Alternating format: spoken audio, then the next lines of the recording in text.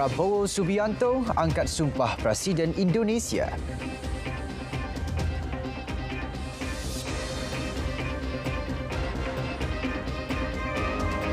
Assalamualaikum, salam Malaysia Madani. Prabowo Subianto mengangkat sumpah sebagai Presiden Indonesia ke-8 bagi penggal 2024-2029.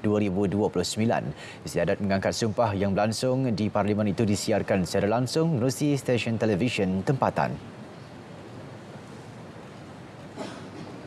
Saya bersumpah akan memenuhi kewajipan Presiden Republik Indonesia dengan sebaik-baiknya dan seadil-adilnya, memegang teguh Undang-Undang Dasar dan menjalankan segala undang-undang dan peraturannya dengan selurus-lurusnya, serta berbakti kepada nusa dan bangsa.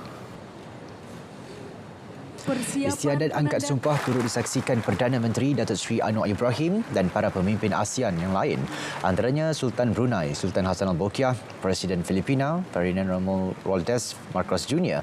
dan Perdana Menteri Singapura Lawrence Wong.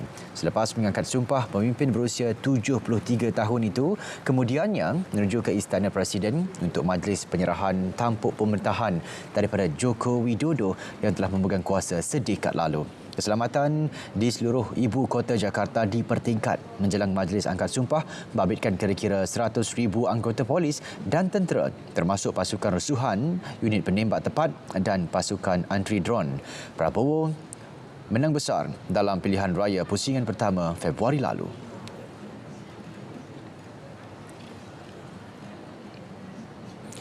Terdahulu, Perdana Menteri Datuk Seri Anwar Ibrahim mengadakan pertemuan dengan Prabowo Subianto di kediamannya di Jakarta Selatan semalam. Datuk Seri Anwar menyifatkan kerjasama erat Malaysia dan Indonesia bukan sahaja dalam suasana persahabatan secara peribadi, malah di peringkat kenegaraan.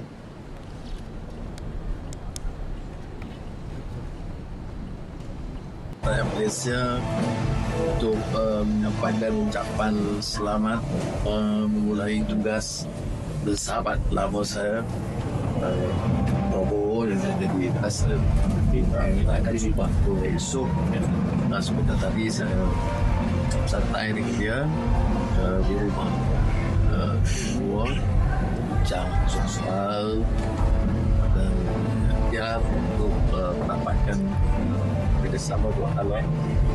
Kita berdua dan kerjasama dalam berbagai aspek dengan sebaik. Belanjawan 2025 disifatkan berkhemah dan menyeluruh. Ketua Setiausaha Perbendaraan Kementerian Kewangan, Datuk Johan Mahmud Markan berkata, selain mensejahterakan rakyat, belanjawan kali ini juga meningkatkan daya saing global. Antaranya menyokong sektor seperti semikonduktor, tenaga hijau, kewangan Islam dan transformasi digital. Inisiatif itu menjadikan Malaysia lebih berdaya saing di peringkat serantau dan antarabangsa.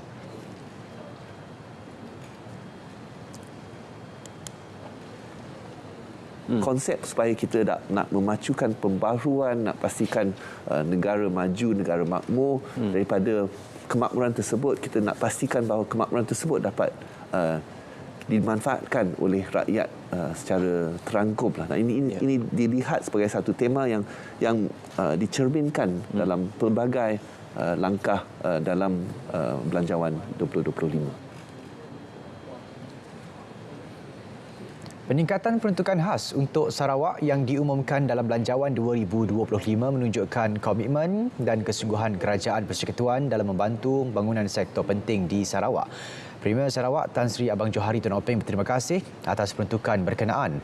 Peruntukan khas untuk Sarawak meningkat daripada 300 juta kepada 600 juta.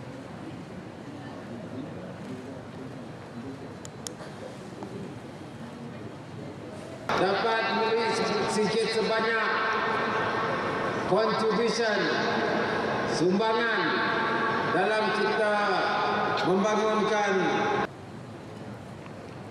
Dalam Belanjawan 2025, peruntukan bangunan Sabah dan Sarawak terus diberikan keutamaan apabila menjadi antara yang tertinggi bagi negeri-negeri iaitu masing-masing RM6.7 bilion dan RM5.9 bilion. Kementerian Dalam Negeri KDN menerima peruntukan 19.5 bilion iaitu pertambahan sebanyak 500 juta berbanding 2024. Timbalan Menterinya Datuk Seri Dr. Syamsul Anwar Nasarah berkata peruntukan itu akan dibelanjakan dengan penuh tanggungjawab dan amanah. Antara fokus KDN adalah memperkasakan sepadan negara, menerusi kenyataan memaklumkan semua pihak di bawah KDN akan menjalankan tanggungjawab serta tugas dengan amanah, berintegriti dan berdisiplin. Ia penting bagi memastikan keselamatan dalam negeri terjamin dan kesejahteraan rakyat terus terpelihara. Baik, sementara itu, Kementerian Komunikasi akan memanfaatkan peruntukan sebanyak RM2.55 bilion dengan memberi keutamaan kepada pelaksanaan pelbagai program dan inisiatif demi meningkatkan taraf hidup dan kesejahteraan rakyat. Peruntukan itu akan diterjemahkan bagi memperkasakan jaringan dan infrastruktur telekomunikasi serta komunikasi sosial. Ia bagi memperkukuh masyarakat dengan maklumat yang tepat dan sahih menerusi kandungan kreatif, penerangan dan penyiaran yang berintegriti. Daripada jumlah itu, RM100 juta untuk Pusat Sebaran Maklumat Nasional (NADI) serta RM100 juta untuk program ketersambungan infrastruktur jalur lebar talian tetap di sekolah luar bandar. Projek Point of Presence (POP) turut diperluas dengan lebih RM800 juta. Manakala dana kandungan kreatif ditingkatkan kepada RM65 juta untuk promosi karya bersemangat kenegaraan. Kerajaan turut menyokong penerbitan filem antarabangsa dengan hampir RM40 juta di bawah penerbitan filem Malaysia, selain RM30 juta bagi program belia kreatif madani khususnya untuk mendorong anak muda dalam bidang seni. Pengumuman kenaikan kadar gaji minimum sebanyak RM200 kepada RM1,700 sebulan dilihat mampu membaiki taraf hidup pekerja swasta di negara ini. Bagaimanapun perkara itu perlu diteliti pihak berkuasa agar mana-mana pihak tidak cuba mengambil kesempatan berkenaan kadar gaji baru.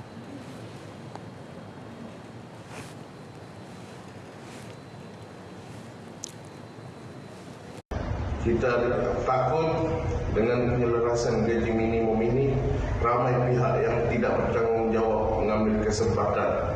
Dan sekiranya ini berlaku, bermakna penyelarasan gaji pokok RM1,700 ini akan tetap tidak dapat memberi impak kepada mereka yang memerlukan. Kementerian Pendidikan Tinggi KPT akan mengumumkan mekanisme pelaksanaan pengurangan subsidi pendidikan bagi kumpulan berpendapatan 15% teratas membabitkan penuntut di Institut Pengajian Tinggi Awam IPTA. Jelas Menterinya Datuk Seri Dr. Zamri Abdul Kadir, pelaksanaan kadar baru itu akan mengambil kira pelbagai faktor, bukan kedudukan kadar pendapatan semata-mata. Pihaknya juga bersama-sama kementerian berkaitan akan berperhalusi mengenai perkara itu supaya tidak membebankan golongan berkenaan.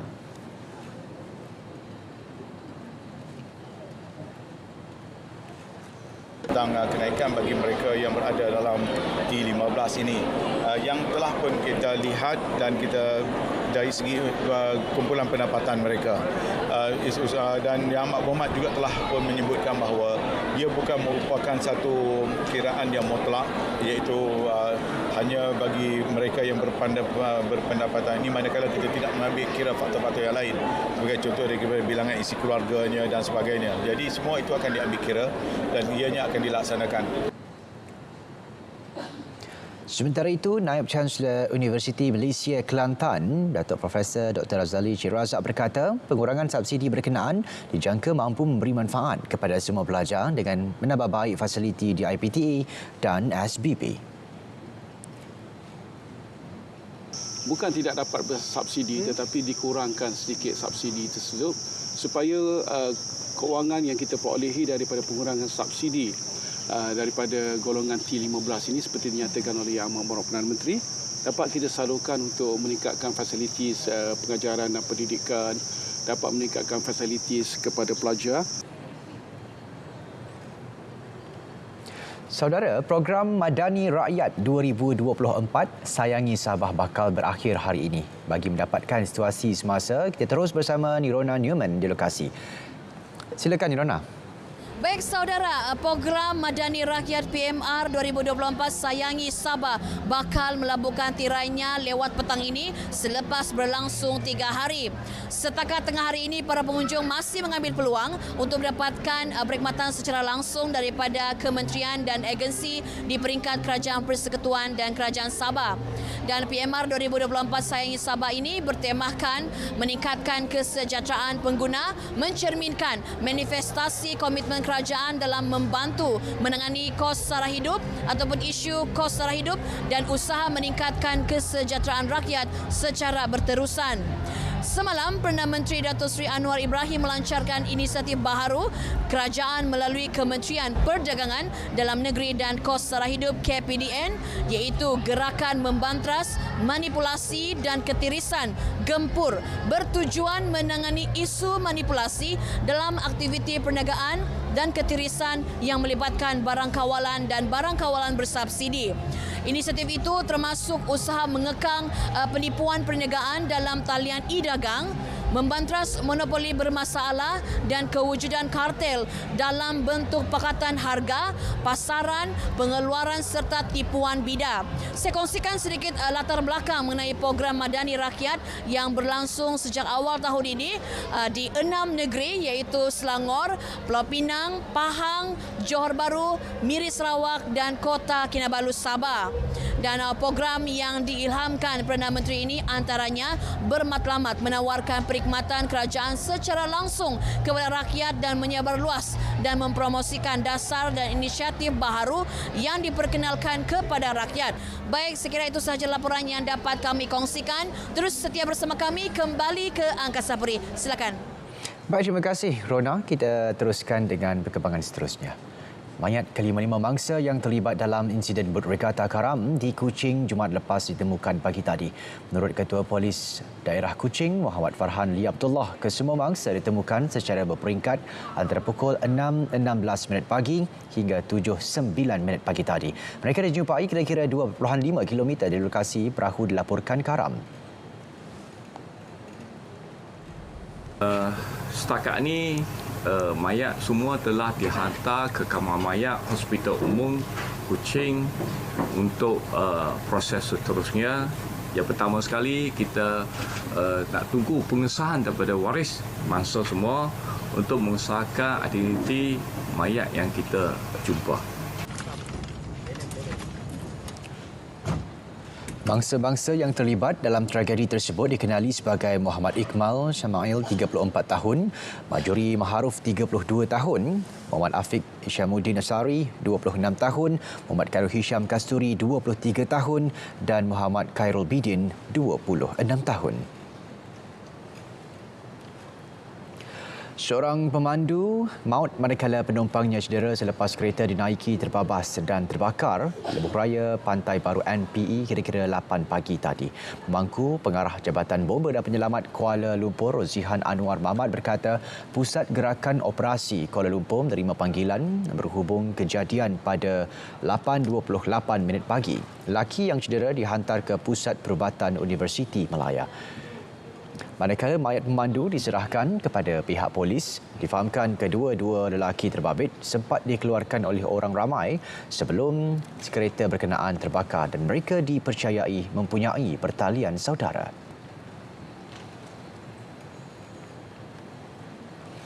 Ya, kita beralih ke perkembangan banjir. Angka penduduk terjejas terus berkurangan di Pahang dan Perak, manakala di Selangor, Kedah dan Perlis meningkat dengan jumlah keseluruhan ditempatkan di 18 pusat pemindahan sementara PPS seramai 1,540 orang setakat 12 tengah hari.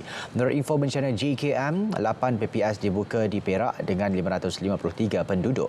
Diikuti Perlis, 2 PPS dibuka menempatkan 475 penduduk. Manakala di Selangor, 4 PPS dibuka menempatkan 160 penduduk terjejas banjir dan 1 PPS dibuka di Sarawak, Pahang dan Kedah juga di Kuala Lumpur.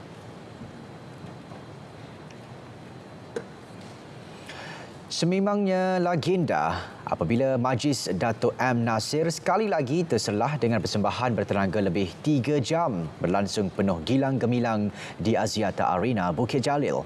Konsert M. Nasir Cipta 2 kali ini menampilkan kelainan dari segi pemilihan lagu. Lebih 30 lagu ciptaannya sepanjang zaman dipersembahkan di hadapan lebih 8,000 penonton. Antaranya Pawana, Awanano, Lagu Jiwa, Lagu Cinta, Cinta Dewa Dewi dan Kenangan Lalu. Kehadiran gitaris Kid Search turut menambah keunikan konsert kali ini. Konsert Cipta 2 diakhiri dengan gemilang melalui satu hari di Hari Raya sebelum penonton yang hadir turut dikejutkan dengan wang kertas ringgit berjumlah RM10,000 dari Bumbung Stadium. Sementara itu, penyanyi Bollywood Arjit Singh bakal kembali ke Malaysia dengan mengadakan konsert mega di Axiata Arena Bukit Jalil 16 November ini. Konsert yang bakal berlangsung selama 4 jam itu dijangka dihadiri lebih 10,000 penonton. Menurut penganjur, konsert itu akan menjadi acara Bollywood terbesar di negara selain menjanjikan persembahan hebat daripada produksi terkemuka dunia. Arjit Singh baru-baru ini dinamakan artis paling banyak diikuti di dunia di Spotify, mengatasi bintang antarabangsa seperti Taylor Swift dan Ed Sheeran.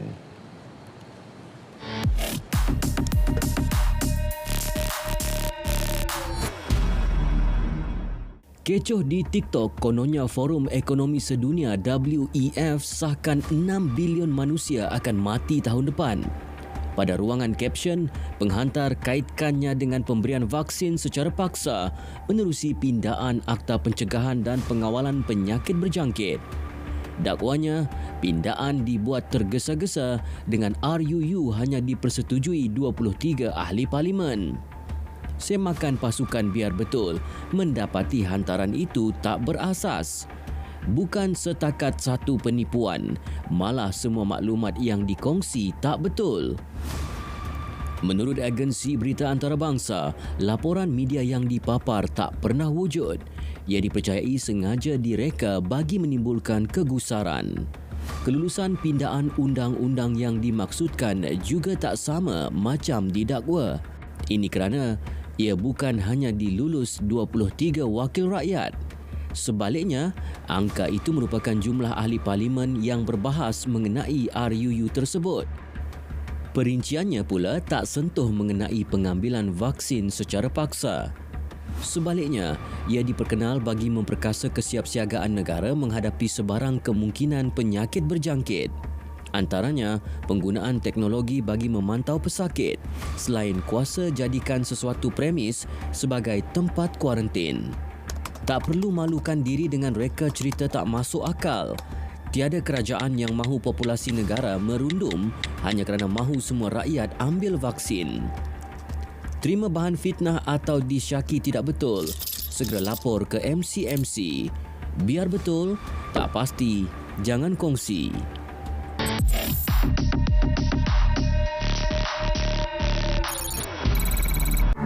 Persediaan awal menghadapi banjir. Dapatkan maklumat tentang banjir di tempat anda melalui hebahan radio, televisyen, media sosial, agensi kerajaan yang berkenaan serta bilik gerakan banjir negeri atau daerah yang berhampiran. Periksa saluran air seperti longkang supaya tiada halangan. Pastikan lokasi pusat pemindahan dan pusat bantuan bencana di tempat anda. Sediakan peralatan kecemasan dan bekalan makanan yang secukupnya. Pastikan seluruh ahli keluarga anda sentiasa peka dengan perubahan persekitaran.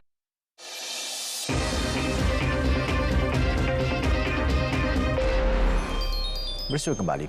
Serangan udara Israel yang menyasarkan kawasan perumahan di utara Gaza mengorbankan sekurang-kurangnya 73 nyawa. Jurucakap Agensi Pertahanan Awam, Mahmud Basal berkata masih ramai lagi mangsa terperangkap di bawah runtuhan bangunan. Sejumlah besar lagi penduduk cedera dalam serangan di kawasan yang mempunyai kepadatan penduduk tinggi di Bet Lahia. Pejabat media kerajaan Gaza mengesahkan mereka yang maut termasuk wanita dan kanak-kanak. Zionis turut melancarkan serangan udara di kawasan kediaman di Jabalia mengorbankan sekurang-kurangnya 5 nyawa serta sebuah sekolah yang menempatkan penduduk yang kehilangan tempat tinggal di Al-Shati, Barat Gaza City. Sekurang-kurangnya 7 maut dalam serangan berkenaan dan ramai cedera. Kumpulan Hezbollah mengesahkan telah melancarkan serangan roket berteknologi tinggi Salvo ke utara Israel. Menurut gerakan itu, pangkalan tentera rejim Zionis di Timur Haifa antara yang dibedil dalam serangan besar-besaran. Ia merupakan tindak balas terhadap tindakan rejim Zionis Israel yang menyasarkan orang awam dalam serangan di Bandar Nabatiyeh, selatan Lebanon awal minggu ini yang mengorbankan 25 nyawa. Selain pembunuhan Setiausaha Agung Hezbollah Said Hassan Nasrallah pada 27 September lepas. Sementara itu, jurucakap perkhidmatan kecemasan Israel, Megan David Adom, memaklumkan seorang lelaki maut terkena serpihan berhampiran bandar pelabuhan Akri dan 5 lagi cedera di Kiryat Atta di daerah Haifa, kebanyakannya akibat kecederaan serpihan. Dalam perkara itu, Perdana Menteri Israel Benjamin Netanyahu menuduh kumpulan Hezbollah cuba membunuhnya apabila sebuah dron dilancarkan ke arah kediamannya di Bandar Caesarea pada Sabtu. Pejabat Netanyahu bagaimanapun menyatakan tiada kecederaan dilaporkan memandangkan pemimpin itu dan isterinya tidak berada di rumah ketika kejadian. Netanyahu dalam satu kenyataan memberi amaran cubaan Iran dan Hezbollah untuk membunuhnya dan isteri satu kesilapan besar. Mereka yang cuba mencederakan penduduk Israel akan menerima akibat daripada perbuatan itu. Hezbollah bagaimanapun tidak mengeluarkan sebarang kenyataan berhubung serangan berkenaan. Namun, misi Iran di PBB mengesahkan pergerakan itu yang disokong Tehran mendalangi serangan dron berkenaan. Korea Utara menyifatkan pasukan pemantau sekatan pelbagai hala yang diketuai Amerika Syarikat melanggar undang-undang dan tidak sah. Menteri Luarnya, Choi Son-hui, yang mengkritik penubuhan pasukan itu menyifatkan ia sebagai salah laku Washington yang melanggar perintah antarabangsa. Tegasnya, penubuhan pasukan yang akan disertai 8 negara lain itu jelas mencabuli kedaulatan Korea Utara. Rabu lalu, Amerika Syarikat, Korea Selatan dan Jepun mengumumkan pelancaran pasukan tersebut untuk memantau penguatkuasaan sekatan terhadap Korea Utara. Ini selepas Rusia dan China menggagalkan usaha pemantauan Pertubuhan Bangsa Bersatu PBB. Moskow Mac lalu menolak pembaruan mandat panel pakar PBB yang ditubuhkan sejak 15 tahun lalu bagi menyelia pelaksanaan sekatan bertujuan mengekang program nuklear dan peluru berpandu Korea Utara. Manakala China pula mengambil pendirian berkecuali daripada mengundi. Tip keselamatan banjir. Dengar maklumat terkini banjir dari media. Bersedia untuk pindah dengan beg keselamatan. Segera berpindah ke pusat pemindahan apabila diarahkan. Berpindah awal sebelum banjir lebih teruk. Ikut laluan ditentukan. Laluan singkat mungkin terhalang. Pergi ke tempat tinggi dan selamat. Jangan biarkan kanak-kanak bermain air banjir. Jangan berenang atau berjalan melalui air yang deras. Jalan dalam air menggunakan kayu untuk periksa kedalaman air. Jangan sentuh peralatan elektrik, kabel atau wayar.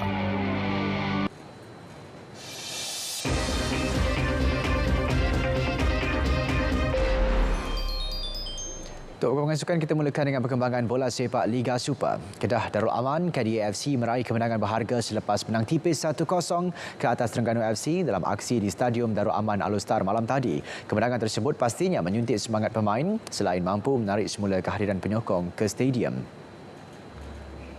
Pada minit ke-36, Kapten Kedah Sonny Nordin memecah kebuntuan apabila berjaya menjaringkan gol. Bagaimanapun, gol tersebut kemudiannya dibatalkan pengadil perlawanan Ahmad Zuhairi Zulkifli selepas membuat penelitian melalui video bantuan pengadil VAR.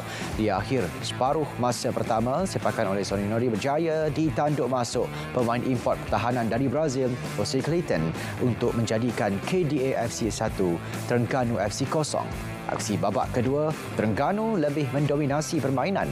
Namun ketangkasan penjaga gol KDA FC, Ifwan Akmal Cikasin, berjaya memastikan gawangnya tidak dibolosi. Kedudukan 1-0 kekal hingga tamat perlawanan.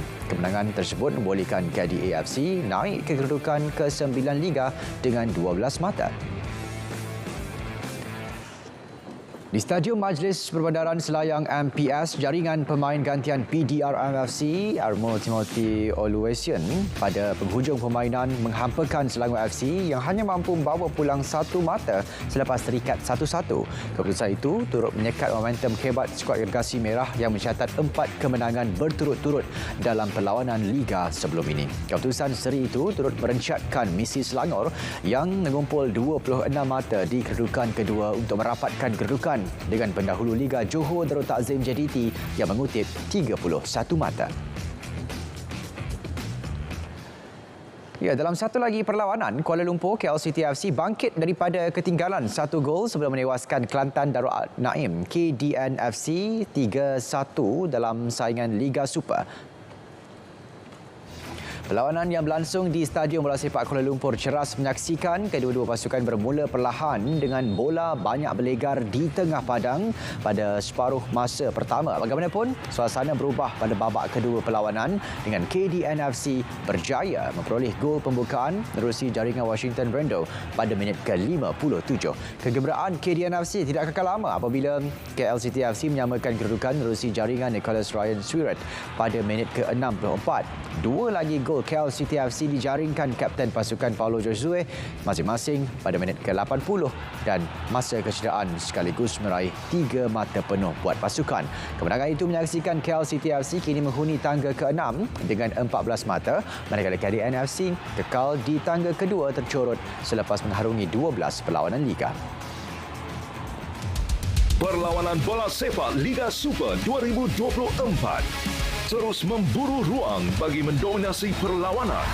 Serangan The Panthers kali ini bakal menggegar kubu skuad Tok Gajah. Ahad 20 Oktober, Penang FC bertemu Sri Pahang FC 7.45 malam di saluran sukan RTM. Saksikan juga secara penstreaman langsung di RTM Click. Perkembangan kejohanan hoki antarabangsa Piala Sultan Johor SOJC, skuad hoki remaja Malaysia tewas tipis 2-3 kepada New Zealand pada aksi pembukaan di Stadium Hoki Taman Daya Johor Bahru malam tadi. Kedua-dua pasukan pamerkan aksi rancak dan bertenaga sepanjang perlawanan. New Zealand bermula cemerlang dengan menjaringkan gol pada minit ke-11 sebelum Haris Osman menyamakan kedudukan pada minit ke-16. Selang suku keempat perlawanan, New Zealand kembali di hadapan hasil jaringan Jadli Elmes pada minit ke-48 sebelum Adam Ashraf menyamakan kedudukan pada minit ke-55. Jaringan Glonso Gus Nelson pada minit ke-56 memberikan kemenangan kepada New Zealand meskipun tewas jurulatih skuad hoki skuad hoki remaja negara Aibek Neswaran tetap berbangga dengan prestasi anak buahnya yang bekerja keras pada kejohanan pertama mereka dan mampu menguasai perlawanan. This game dia ada grey area. So that's a grey area. Because my player dia tak pergi kacau dia pun, tak pergi langgar dia. Dia just berdiri. Tapi kurang daripada 5 meter, tapi pengadil merasakan yang dia mengganggu secara sengaja. Mungkin ini adalah pelajaran. Pada saya, maybe pada ketika itu kan dia grey area, mungkin kita harus minta video referral. Kan mempunyai insurans di situ. We knew it was going to be tough. That's the toughest match a lot of our guys have played. So first time coming over here and playing a proper game. So that was a good test. But I'm just really proud of the guys that hung in there. So we created. Saudara, berita tengah hari berakhir di sini. Dari sungai ke segara, Palestin pasti merdeka. Assalamualaikum. Salam Malaysia Madani.